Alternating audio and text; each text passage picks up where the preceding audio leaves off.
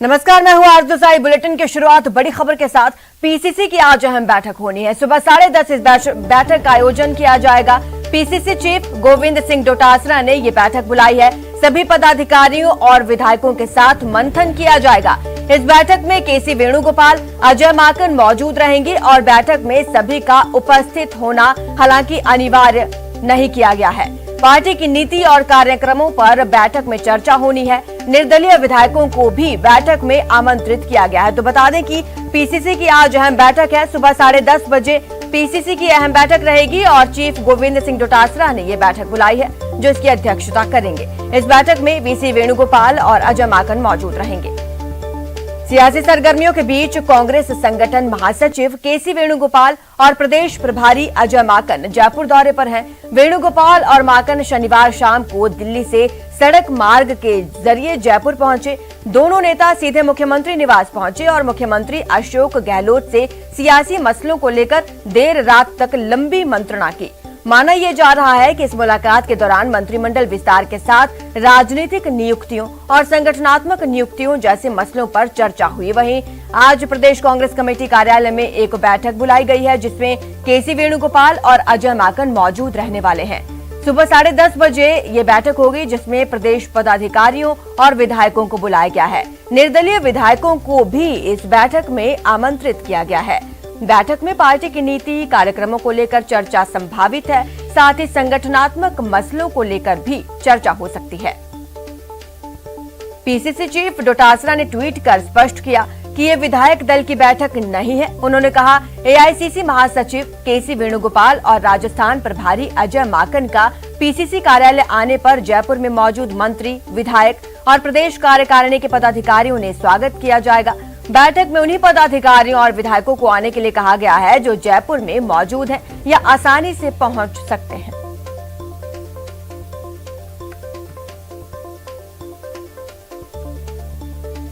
तो आज पीसीसी की अहम बैठक होनी है। सुबह 10:30 बजे इस बैठक का आयोजन किया जाएगा। पीसीसी चीफ गोविंद सिंह डोटासरा ने यह बैठक बुलाई है और सभी पदाधिकारियों और विधायकों के साथ इस बैठक में मंथन होगा। बैठक में केसी वेणुगोपाल, अजय माकन मौजूद रहेंगे। बैठक में सभी का उपस्थित होना हालांकि अनिवार्य नहीं किया गया है। कहा यह गया है कि जो भी विधायक या जो जयपुर में मौजूद हैं वो आ सकते हैं। हमारे संवाददाता दिनेश कुमार हमारे साथ जुड़ चुके हैं। दिनेश, पंजाब में तो सियासी हलचल तेज हो गई थी और उस विवाद को तो सुलझा लिया गया, अब क्या राजस्थान की बारी है? बिल्कुल आरजू, देखिए कवायद तो यही चल रही है कि राजस्थान के जो मसले हैं उन्हें भी जल्द से जल्द सुलझाया जाए, क्योंकि पार्टी आलाकमान अब चाहता है कि जल्द से जल्द इन मसलों का निस्तारण हो और पार्टी जो है वो एकजुट होकर काम करे, आगे बढ़े। तो इसी लेकर ही ये दौरा जो है दोनों नेताओं का माना जा रहा है। कल देर रात तक लंबी मंत्रणा दोनों नेताओं की हुई, केसी वेणुगोपाल और अजय माकन की।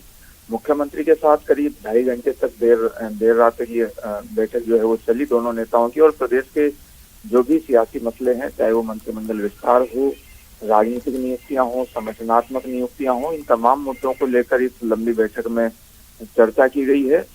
आज एक बैठक पीसीसी ने बुलाई गई है सुबह 10:30 बजे। विधायकों को और इसके साथ ही प्रदेश पदाधिकारियों को इस बैठक में बुलाया गया है।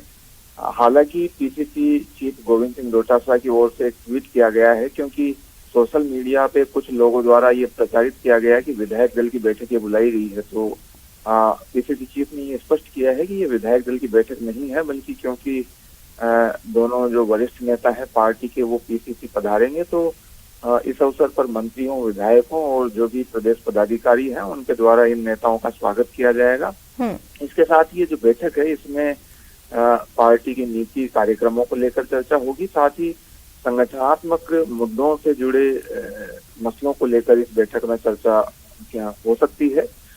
पार्टी के जो दोनों नेता जयपुर आए हैं, केसी वेणुगोपाल और अजय माकन, वो अभी फिलहाल होटल में ठहरे हुए हैं और ये संभावित है कि कुछ नेता पदाधिकारी उनसे होटल में जाकर मुलाकात करें। ये जो दौरा है दोनों नेताओं का ये बहुत ही महत्वपूर्ण इसलिए हो जाता है क्योंकि प्रदेश में जिस तरह की सियासी सरगर्मियां चल रही है और कई तरह के अटकलें, कई तरह के कयास राजनीतिक अंशों में लगाए जा रहे हैं और बिल्कुल कयास लगाए जा रहे हैं। आपसे तो हम अपडेट लेते रहेंगे। आपको बता दें कि अहम बैठक 10:30 बजे होनी है। पीसीसी चीफ गोविंद सिंह डोटासरा मौजूद रहेंगे, केसी वेणुगोपाल मौजूद रहेंगे और कांग्रेस के प्रदेश प्रभारी अजय माकन मौजूद रहेंगे। इसमें अहम फैसला हो सकता है, मंत्रिमंडल विस्तार, फेरबदल पर चर्चा हो सकती है या फिर पार्टी के कार्यक्रमों पर चर्चा हो सकती है। 22 जिलों में सरपंच पद के लिए मतदान आज है। 34 ग्राम पंचायतों में वोट डाले जाने हैं। सुबह 7:30 बजे से शाम 5:30 बजे तक मतदान होगा। उपचुनाव के रण में 130 उम्मीदवार हैं। 6 ग्राम पंचायतों में निर्विरोध चुने गए सरपंच, 8 ग्राम पंचायतों में नहीं दाखिल हुए नामांकन। मतदान के तुरंत बाद मतगणना होगी। पंचायत मुख्यालय पर ही मतगणना होगी। कल उप सरपंच का चुनाव होना है। सरपंच पद के लिए उपचुनाव होगा। ईवीएम मशीन से ये चुनाव होगा। वार्ड पंचों के चुनाव मतपेटी के माध्यम से करवाए जाएंगे। तो आज अहम दिन है पंचायत चुनाव का और आज चुनाव किए जाएंगे।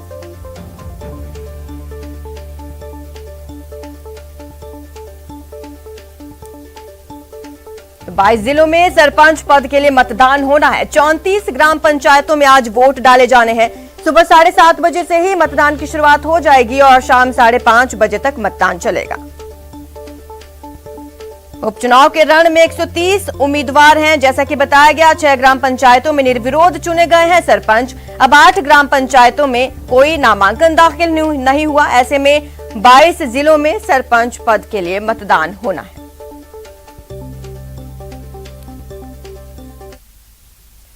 चलिए अब देख लेते हैं खबरें रफ्तार से।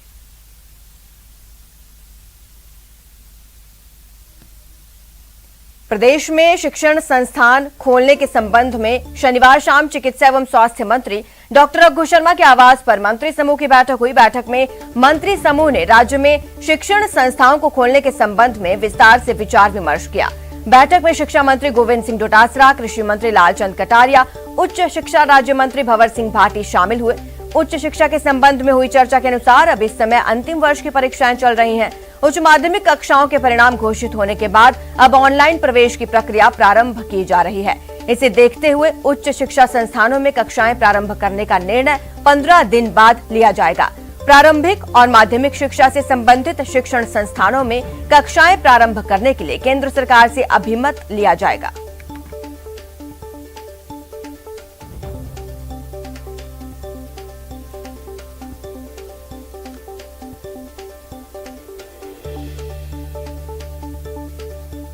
तो बता दें कि प्रदेश में शिक्षण संस्थान खोलने के संबंध में शनिवार शाम को चिकित्सा और स्वास्थ्य मंत्री डॉक्टर रघु शर्मा के आवास पर मंत्री समूह की एक बैठक हुई और इस बैठक में मंत्री समूह ने राज्य में शिक्षण संस्थाओं को खोलने के संबंध में चर्चा की।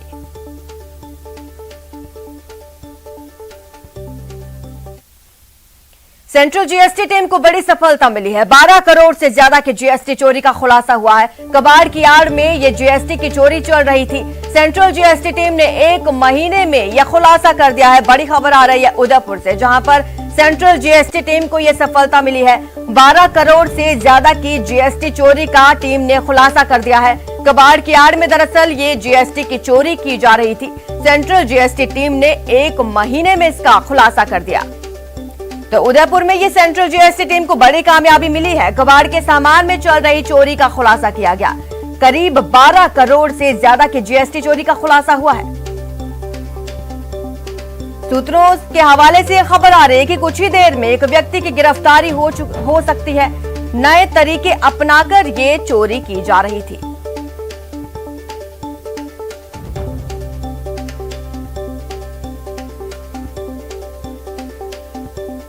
बिना ईवे बिल बनाए करोड़ों का कबाड़ पहुंचाया उदयपुर से पंजाब। हमारे संवाददाता कपिल श्रीमाली ज्यादा जानकारी देंगे। कपिल, बताएं क्या है पूरा मामला। देखिए, सेंट्रल जीएसटी को पिछले कुछ महीनों में जानकारी मिल रही थी कि उदयपुर से कबाड़ के माध्यम से जीएसटी चोरी की जा रही है। ऐसे में सेंट्रल जीएसटी की टीम पिछले कुछ समय से लगातार एक गिरोह का पीछा कर रही थी और अब एक बड़ी सफलता मिली है, जिसमें ये जानकारी मिली है कि ये जो गिरोह है ये बिना ई वे बिल बनाकर 2 कंपनियों के मार्फत जो कबाड़ का सामान है वो उदयपुर से पंजाब ले जाया जाता था और करीब ट्रकों के माध्यम से करीब एक दिन में 10 से ज्यादा ट्रकें उदयपुर की कबाड़ से पंजाब पहुंचाई जाती थी। ईवे बिल जनरेट नहीं किया जाता था। ऐसे में ईवे बिल नहीं बनने के कारण जीएसटी जो है वो नहीं भरनी होती थी और ये कंपनी कर विभाग को गुमराह करने के लिए कोशिश करती थी कि अपना जीएसटी रिटर्न फाइल करती, वो जीएसटी रिटर्न नील का फाइल करती जिससे विभाग की इन पर नजर ना पड़े।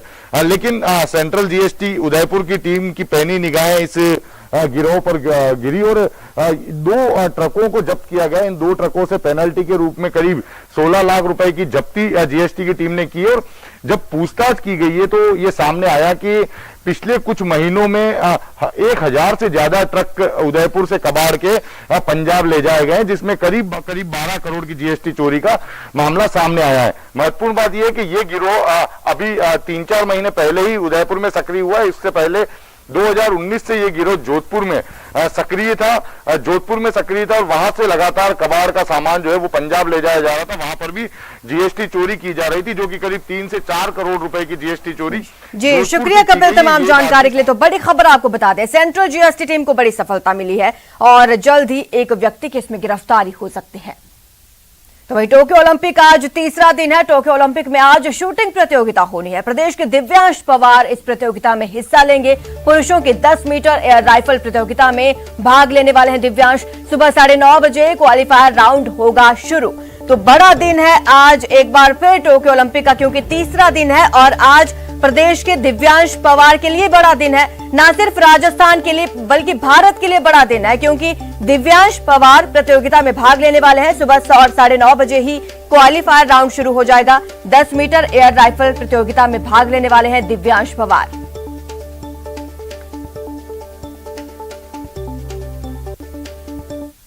तो वही मीराबाई चानू को ओम बिरला ने बधाई दी। नारी शक्ति ने फिर देश का नाम किया रोशन, ये कहना है ओम बिरला का। टोक्यो ओलंपिक में चानू ने सिल्वर मेडल जीता। वेट लिफ्टिंग में भारत को सिल्वर पदक दिलाया। ऐसे में लोकसभा स्पीकर ओम बिरला ने चानू को बधाई दी। चानू ने 49 किलो वर्ग में रजत पदक जीता है। तो कल ओलंपिक्स के दूसरे दिन भारत के लिए खुशखबरी आई और मीराबाई चानू भारत के लिए पहला ओलंपिक पदक लेके आई। तो ऐसे में सभी नेताओं ने उन्हें बधाई दी। लोकसभा अध्यक्ष ओम बिरला ने भी बधाई दी। ट्वीट कर लिखा, टोक्यो ओलंपिक्स में वेट लिफ्टिंग में रजत पदक जीतने पर मीराबाई चानू को बहुत बहुत बधाई। हमारी नारी शक्ति ने एक बार फिर देश का नाम रोशन किया। उन पर पूरे देश को गर्व है। मुझे विश्वास है कि उनकी ये सफलता अन्य खिलाड़ियों को भी प्रेरित करेगी। तो देश को 2020 के ओलंपिक से पहला पदक दिलाने वाली मीराबाई चानू को देश भर के नेताओं ने और खिलाड़ियों ने बधाई दी।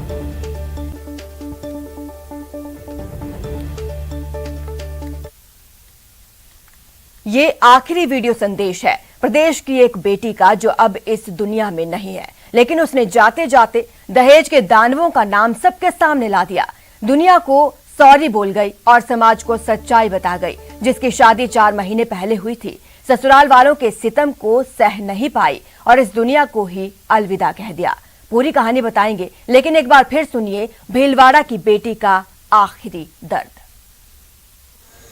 मेरे पति व मेरे जेठ के घर वालों ने मुझे ऊपर बैठ के मारा। वो मेरी छाती पे चढ़ के मुझे मारा, इसलिए मैं तंगा था। मैं तो 6 रुपए की मांग थी। मेरे पास 6 लाख छोड़ के 6,000 रुपये देने के लिए भी नहीं थे। मेरी सास ने वो मेरे जेठ के घर वालों ने मुझे 4 लाख खिलाया। वो मुझे जबरदस्ती खिलाया। I am sorry. मेरे पति व मेरे जेठ के घर वालों ने मुझे ऊपर बैठ के मारा। वो मेरी छाती पे। मेरे मरने का कारण मेरी सास व मेरा ससुर व मेरे ननद दन्नू व मेरे काके ससुर की लड़की मीना व मेरे बड़े भाभी कविता है। इन्होंने रात को मेरे साथ बहुत ही बुरी तरीके से मारपीट की। वह मेरे कपड़े उपड़े फाड़ के मेरे सास ससुर को मेरा अंग अंग दिखाया। मेरे ससुर, मेरे देवर जी, मेरे जेठ जी पूरों को मेरा अंग अंग दिखाया। वह मुझे टेप चला के फिर मारा।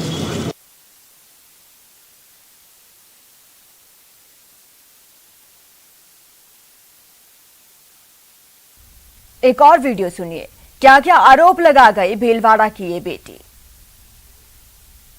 मेरी सास, वह मेरा ससुर, वह मेरे ननद दन्नू, वह मेरे काके ससुर की लड़की मीना, वह मेरे बड़े भाभी कविता है। इन्होंने रात को मेरे साथ बहुत ही बुरी तरीके से मारपीट की। वह मेरे कपड़े उपड़े फाड़ के मेरे सास ससुर को मेरा अंग अंग दिखाया। मेरे ससुर, मेरे देवर जी, मेरे जेठ जी पूरों को मेरा अंग अंग दिखाया। वह मुझे टेप चला के फिर मारा। फिलहाल रुकते हैं छोटे से ब्रेक के लिए, जल्द हाजिर होंगे।